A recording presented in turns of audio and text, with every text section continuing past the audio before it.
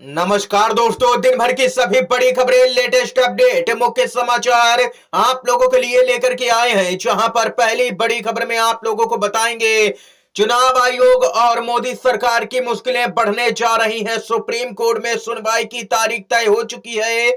जी हां दोस्तों, दूसरी बड़ी खबर में आप लोगों को बताएंगे, भाजपा रंगे हाथों पकड़ी गई है झूठ फैलाते हुए।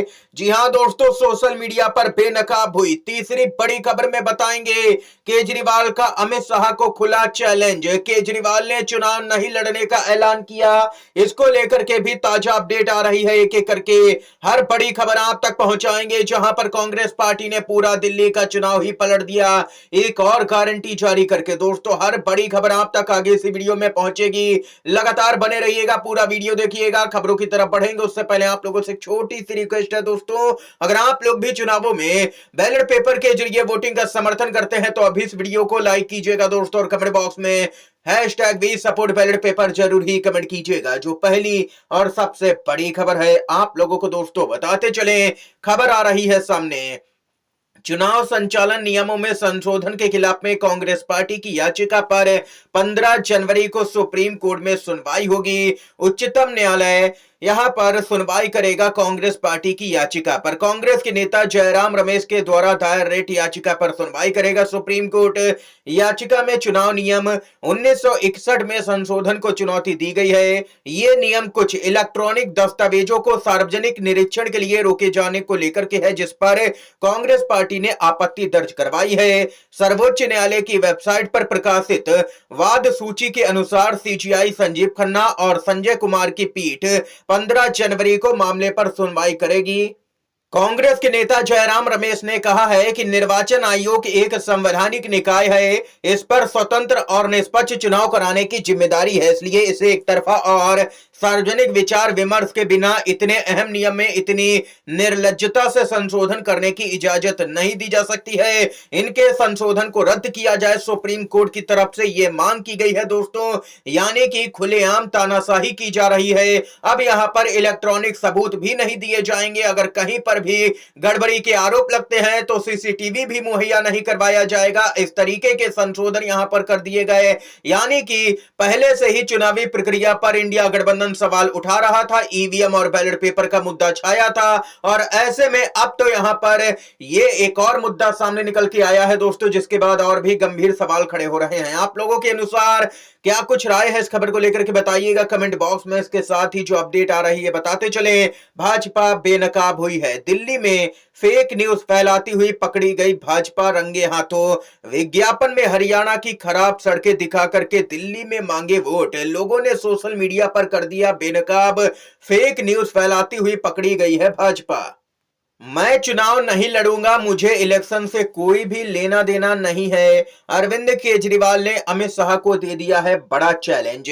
दिल्ली विधानसभा चुनाव से ठीक पहले आम आदमी पार्टी के मुखिया अरविंद केजरीवाल ने केंद्रीय गृह मंत्री अमित शाह को बड़ा चैलेंज दे दिया है।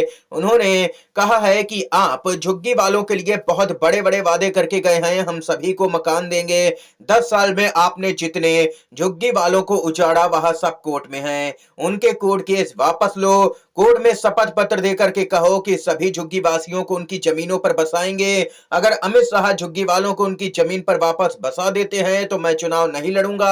अरविंद केजरीवाल ने कहा है कि दिल्ली चुनाव नजदीक आते ही ये झुग्गी वासियों के घर में सो रहे हैं। बीजेपी को चुनाव से पहले झुग्गी वासियों का वोट और बीजेपी चुनाव के बाद इनकी जमीन चाहिए है बीजेपी को। बीजेपी कहती है कि जहां झुग्गी वहां मकान, लेकिन ये नहीं बता रहे हैं कि जहां झुग्गी वहां इनके दोस्त और बिल्डर्स के मकान बनेंगे। पूरी दुनिया जानती है इनका एक ही दोस्त है, अपने दोस्त को देने के लिए इनकी झुग्गी वालों की जमीन पर पूरी नजर पड़ चुकी है, इसलिए सभी को समझ जाना चाहिए। ये यहां पर दोस्तों कहना है दिल्ली के पूर्व मुख्यमंत्री अरविंद केजरीवाल का। इसके साथ ही एक और बड़ी खबर दोस्तों आप लोगों को बताते चलें, बीजेपी में बड़ी बगावत हो चुकी है। दिल्ली के चुनाव में वोटिंग से ठीक पहले भाजपा में जबरदस्त बगावत।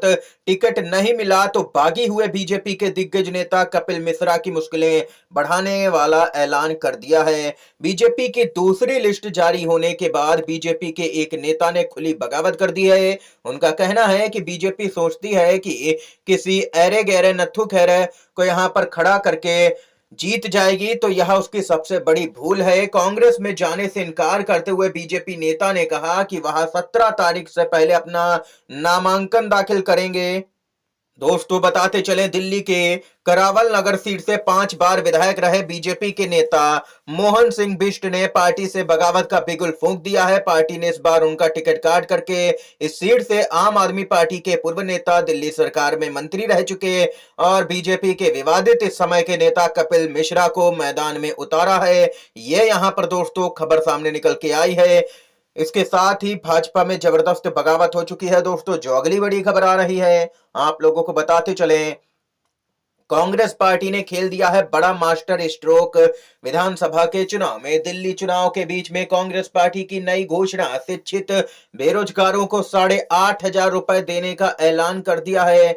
जी हां दोस्तों, आप लोगों को बताते चले, दिल्ली में एक ही चरण में 5 फरवरी को सभी 70 सीटों पर वोट डाले जाएंगे। मतदान से पहले मतदाताओं को अपने पक्ष में करने के लिए पार्टियों की तरफ से बड़े बड़े वादे किए जा रहे हैं। लगातार दिल्ली विधानसभा चुनाव से पहले मतदाताओं को अपने पक्ष में लाने के लिए सभी पार्टियों की तरफ से एक के बाद एक बड़े वादे हो रहे हैं। इस बीच कांग्रेस पार्टी ने ऐलान किया है और गारंटी दी है कि अगर दिल्ली में उनकी सरकार बनती है तो युवाओं को 1 साल की अप्रेंटिसशिप दी जाएगी, जिस दौरान हर महीने 8,500 रुपए दिए जाएंगे। इससे पहले दिल्ली में महिलाओं के लिए कांग्रेस पार्टी ने बड़ी घोषणा की और कांग्रेस की इस योजना के तहत सरकार बनने पर हर महीने महिलाओं को 2,500 रुपए दिए जाएंगे। दोस्तों ये यहाँ पर इस समय की बेहद ही बड़ी खबर आई है। एक एक करके तमाम गारंटियां कांग्रेस पार्टी दे रही है और इससे पहले एक और गारंटी दे चुकी है कि सरकार बनते ही 25 लाख तक का मुफ्त इलाज यहाँ पर हर दिल्ली वासी को मिलेगा।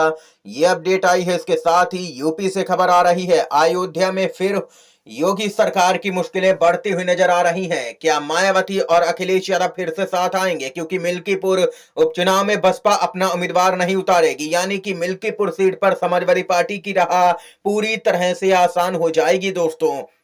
अगर बीएसपी अपना प्रत्याशी उतारती तो यहां पर सपा को सीधा नुकसान होता वोटों का, लेकिन मायावती ने फैसला किया है कि अब उपचुनाव पार्टी नहीं लड़ेगी, जिसके चलते अब मिल्कीपुर में समाजवादी पार्टी को जबरदस्त तरीके की जीत मिलती हुई दोस्तों नजर आएगी। ये यहां पर खबर आई है। इस बीच अखिलेश यादव बोले, इंडिया गठबंधन अखंड है, ये हमेशा जारी रहेगा। मिल्कीपुर भाजपा हारेगी, गन पॉइंट पर कोई वोट देने से रोके तो कार्यकर्ता तुरंत फैसला लें, वे पूरी तरह से स्वतंत्र हैं। ये यहां पर अखिलेश यादव की तरफ से दोस्तों ऐलान किया गया है। इसके साथ ही खबर आ रही है, कांग्रेस के नेता संदीप दीक्षित बोले, अरविंद केजरीवाल ने दिल्ली के बाहर भी कई राज्यों में कांग्रेस पार्टी को नुकसान पहुंचाया, तब किसी को चिंता नहीं हुई।